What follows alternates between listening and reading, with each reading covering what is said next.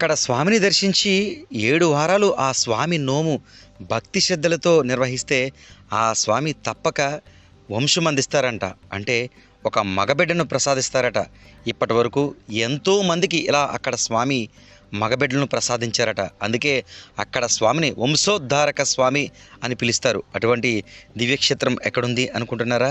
కాకినాడ జిల్లా రూరల్ తుని పాత బజార్ ప్రాంతంలో గల స్వయంభూ వెంకటేశ్వర స్వామినే వంశోద్ధారక వెంకటేశ్వర స్వామి అని భక్తులు పిలుస్తూ ఉంటారు. కొన్ని వందల సంవత్సరాల కిందట స్వయంభూగా వెలిసిన ఈ స్వామివారి దివ్య సన్నిధిలో ఏడాది పొడిగిన అనేక ఉత్సవాలు, కైంకర్యాలు, పూజలు నిర్వహిస్తూ ఉంటారు.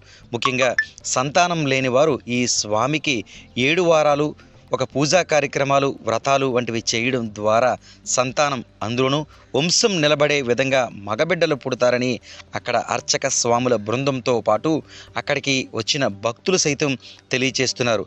మన తుని పాతబావిలో స్వయంగా అమ్మవారి దగ్గర చూసినట్టు ఏకైక దేవస్థానం మన వంశోద్ధారక వెంకటేశ్వర స్వామి వారు. ఈ స్వామివారి విశేషం ఏంటంటే ప్రతి వారికి కూడా మగపిల్లలు సంతానం కలుగుతుంది, ఉన్న మగపిల్లకి చదువు ఆరోగ్యం ఉంటుందని చెప్పి తెలియబడుతోంది. వంశం కూడా నిలుస్తుంది.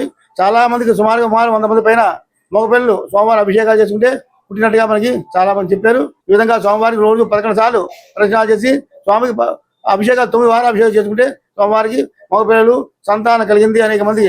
అలాగే అన్యోన్య దంపతుల మధ్య విభేదాలు తొలగిపోయి వాళ్ళు కలిసి ఉంటారు. వాళ్ళు చక్కగా సంతానం అవుతుందని స్వామికి వంశోద్ధార వెంకటేశ్వరి భక్తులు నామకరణం చేసి స్వామిని ప్రియగా కొలుచుకుంటున్నారు. గోవిందనామస్మరణతో మారిమోగిపోతున్న ఆలయం, వివిధ దైవతామూర్తులు, ఉపాలయంలో మహాలక్ష్మీదేవి, గోదాదేవి అమ్మవార్లతో పాటు ఆలయం బయట నందగోపాలుడైన శ్రీకృష్ణుడు, ఆద్యాంతం రమణీయంగా పాత బజార్ శ్రీ వెంకటేశ్వర స్వామి వారి ఆలయం దీప్యమానంగా దర్శనమిస్తుంది.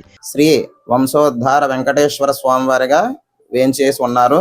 ఇక్కడ ప్రత్యేకత, ఇక్కడ మహాలక్ష్మీదేవి అమ్మవారితో కలిసి ఉన్నారు. ఇక్కడ ప్రత్యేకత ఏంటంటే మన స్వామివారు సంతానం లేని వాళ్ళకి సంతానం, మగ సంతానం కావాల్సిన వాళ్ళకి 9 వారాలు ఇక్కడ స్వామివారికి అభిషేకాలు చేయించుకున్నట్లయితే వాళ్ళకి ఖచ్చితంగా మగపిల్లలు కలిగి వంశం వృద్ధి చెందడం అనేది ఈ ఆలయం యొక్క ప్రత్యేకత. అలాగే మన స్వామివారు కోరిన కోరికలు తీరుస్తూ ఉంటారు. ఈ తుని గ్రామంలో మన స్వామివారు ఎంతో శక్తివంతమైనటువంటి స్వామి. ఈ స్వామి వాడపల్లి ఎలా అయితే 7 ప్రదక్షిణాలు చేస్తున్నారో అలాగే మన ఆలయంలో 7 వారాలు వ్రతం అనేది కూడా ఉంది. సంతానం కావాల్సిన వాళ్ళు, మగ సంతానం కావాల్సిన వాళ్ళు ప్రత్యేకించి వచ్చి 9 వారాలు అభిషేకం చేయించుకోవడం, 7 వారాలు స్వామివారికి వ్రతాలు చేసుకోవడం వల్ల అందరికీ కూడా అనుకున్న విధంగానే ఆడపిల్ల కావాలంటే ఆడపిల్ల, మగపిల్లోడు కావాలంటే మగపిల్లోడు కూడా ఇక్కడ సంతానం కలుగుతున్నారు. కాబట్టి ఎక్కడెక్కడి నుంచో కూడా ప్రతి శనివారం ఇక్కడికి వస్తున్నారు. ప్రత్యేకించి స్వామివారి యొక్క అనుగ్రహం పొందేవాళ్ళు శుక్రవారం పూట వచ్చి స్వామివారికి అభిషేకాలు చేయించుకోవడం ఇక్కడ ప్రసిద్ధి.